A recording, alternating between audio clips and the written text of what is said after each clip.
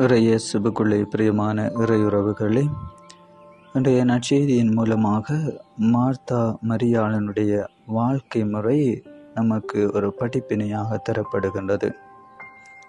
இதை நாம் பார்க்கின்றோம். ஆண்டவராக இயேசு கூறுகின்றார், மார்த்தா மார்த்தா, நீர் பலவற்றை பற்றி கவலைப்பட்டு கலங்குகின்றீர், ஆனால் தேவையானது ஒன்றே, மரியாவோ நல்ல பங்கை தேர்ந்து கொண்டாள்.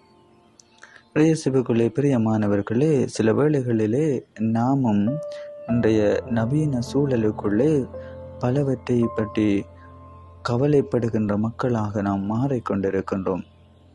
அவ்வாறு கவலைப்படுவதன் காரணமாக ஆண்டவருடைய பாதத்திலே இருந்து அவருடைய திட்டங்களையும் அவருடைய சித்தங்களையும் நிறைவேற்ற நாம் தவறுகின்றோம்.